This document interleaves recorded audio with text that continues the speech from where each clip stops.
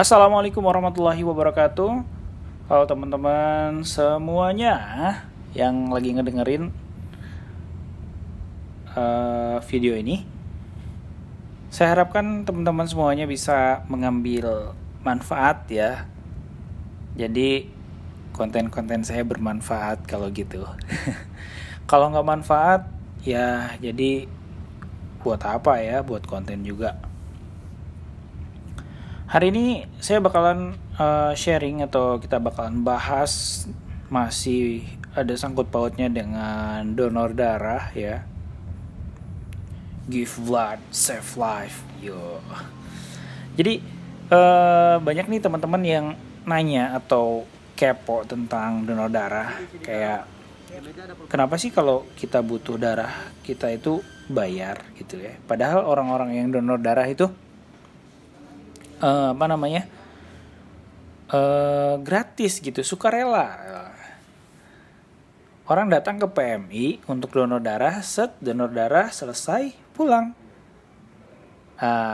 Nggak dibayar atau ya mungkin dari PMI-nya mereka ada ngasih obat ya, ada suplemen ataupun snack atau makanan-makanan ringan ya. Sebenarnya itu bukan sebuah bayaran ya, tapi mereka menghormati si pendonor ya, yang datang sukarela untuk mendonorkan darahnya. Nah, di sini kita bakalan bahas nih kenapa bayar ya, gitu kan? Kenapa sih perlu donor darah? Kenapa sih kalau kita ngebutuhin darah prosesnya lama, gitu ya? Suka berjam-jam. Kan kalau donor darah paling beberapa menit tuh ya. Nah kalau pas kita butuh, kenapa sih berjam-jam? Kenapa tuh? Ih pasti ada ini. Enggak seperti itu. Tidak seperti itu. Jadi kita jangan sauzon dulu ya. Terus juga apa aja sih yang harus kita siapin sebagai pendonor gitu. Yo. Pendonor darah ya, bukan pendonor duit. Oke, jadi kenapa sih kalau kita butuh darah, kita tuh harus bayar ke PMI? Nah, karena ya biaya tersebut atau uang yang kita bayarkan tersebut itu tuh buat pengganti pemeliharaan darah ya. Karena darah tuh nggak mesti harus langsung dipakai ya, kecuali ada pendonor keluarga nih datang ya, langsung proses, langsung diberikan ke ke pasien yang membutuhkan darah tersebut ya, itu pasti langsung diproses. Tapi ada kalanya darah itu disimpan dulu ya, karena menunggu orang-orang yang membutuhkan atau orang yang pas ya. Nah, nanti kita bahas nih, maksudnya pas ini apa ya? Karena tidak semua orang itu bisa menerima ya. Tidak semua pasien itu bisa menerima, atau tidak semua tubuh itu bisa menerima darah ya. Menerima darah dari pendonor atau dari orang lain ya. Jadi ada prosesnya ya. Jadi proses cross match-nya itu dilihat nih, dia ada alergi atau apa ya. Istilah gampangnya, si darah pendonor dengan yang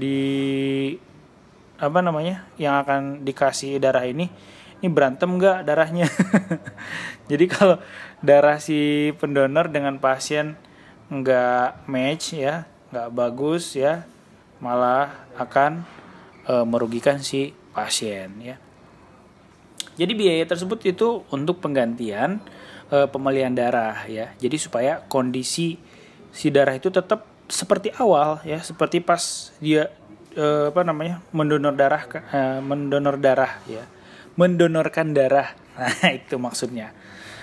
Nah, jadi kalau saat seseorang itu donor darah terus diperlukannya untuk beberapa waktu kemudian ya, pasti itu kan itu harus ada pemeliharaan darah tersebut ya. Nah, biaya tersebut atau biaya yang dibayarkan oleh pasien ya ketika meminta darah ke PMI itu untuk penggantian pemeliharaan darah seperti itu. Ya, penggantian pengolahan darah ini mendukung juga ya, mendukung untuk PMI terus bekerja ya. Kalau nggak seperti itu nanti ya pendanaan pemeliharaannya dari mana ya, selain dari pemerintah ya, dari pasien juga. Terus mengapa sih kita perlu donor darah? Kenapa kita perlu donor darah nih? Di Indonesia sendiri ya, dalam setiap 8 detik nih, dalam 8 detik itu ada satu orang yang ngebutuhin transfusi darah ya. Ya bisa untuk keperluan operasi atau untuk pengobatan. Ya banyak hal karena Indonesia ini negara yang luas, masyarakatnya banyak, pasti kebutuhannya pun akan besar ya. Apalagi di saat pandemi gini ya, untuk kunjungan masyarakat sukarela ataupun yang mau donor darah itu berkurang ya.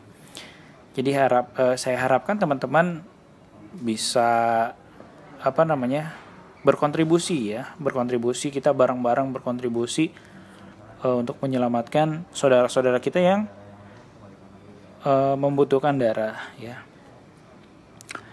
Nah, selain itu ketika kita donor darah itu ada pemeriksaan kesehatan gratis. Wah. Ya, kita kalau dengar gratis ini seneng. Ya. Jadi selain kita mendonorkan darah kita juga bisa pemeriksaan kesehatan secara gratis ya.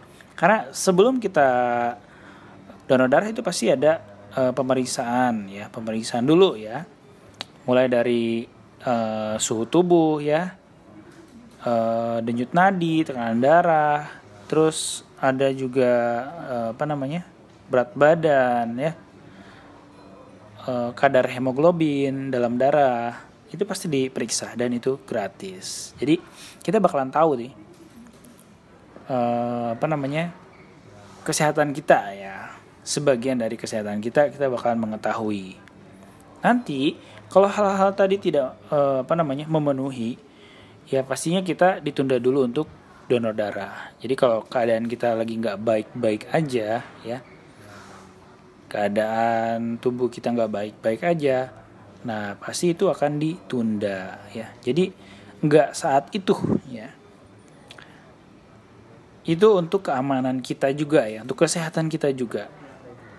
Jadi nggak sembarangan ya. Nah, dan donor darah pun ini nggak menyakitkan. Menyakitkan nggak ya? Gini ya, sepengalaman saya untuk donor darah ini ada sakitnya, ada.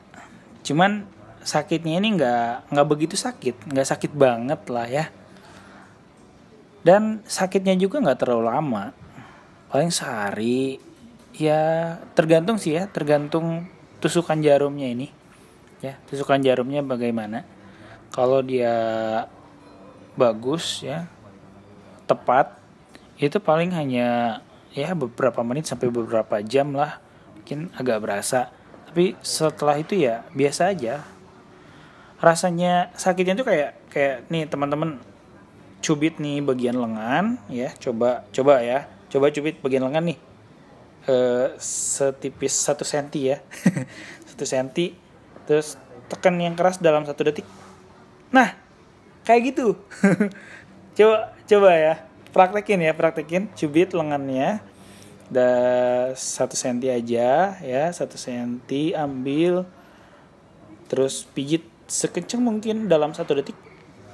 Nah seperti itu rasa sakitnya pas dicoblos sama jarum yang agak gede. Ya seperti itu. Dan itu rasanya ya agak sakit, cuman sakitnya nggak seberapa ya, dan hanya sebentar.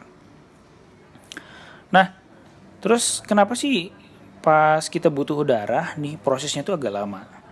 Nah, di sini kita harus tahu juga ya. Jadi proses permintaan darah ya untuk transfusi di di PMI Palang Merah Indonesia itu tuh ada proses-prosesnya ya, ada proses cross match ya. Jadi itu ada uji dulu ya, uji serasi silang di antara si darah pasien dan pendonor darah ya. Jadi tujuannya buat apa sih cross match ini? Ini buat ngelihat nih. Jadi apakah si darah pasien itu sesuai nggak sih sama si pendonor? Bahaya nih kalau nggak sesuai. Ya. Bisa menjadikan sampai kematian loh. Kalau si darah pendonor dengan yang didonor nggak match gitu ya, nggak sesuai. Makanya sangat-sangat selektif lah untuk pemberian transfusi ya. Jadi itulah ya, membutuhkan proses ya, ada prosesnya, proses cross match agar tidak merugikan pasien tersebut juga ya.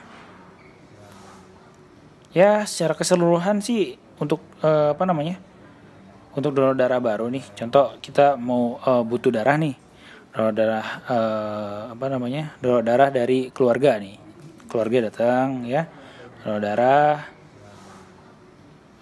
terus di cross match baru diberikan ke pasien, baru bisa diberikan ke pasien. Itu kira-kira waktunya hanya 3 jam ya lumayan lah 3 jam.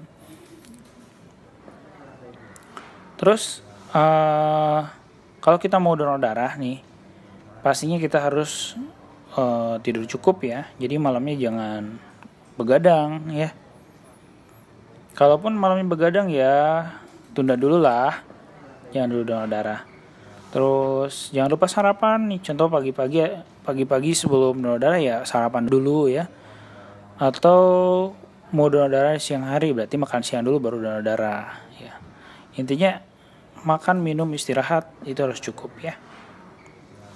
Banyakin minum nih sebelum donor ataupun setelah donor, itu harus banyak makan, minum ya. Dan jangan dulu beraktivitas berat kalau udah donor. Terus pas donor kita mesti apa? Mesti relax. Santai, relax. Jadi supaya ya saat kita donor darah tenang, santuy. Itulah yang harus disiapkan. Oke, mungkin segitu dulu ya buat sharingnya. Nanti kita bakalan bahas yang lain lagi ya. Masih banyak sebenarnya yang mau dibahas. Ya, mudah-mudahan apa yang udah saya share buat teman-teman semua itu bisa manfaat ya. Terima kasih sudah mendengarkan konten saya. Assalamualaikum warahmatullahi wabarakatuh.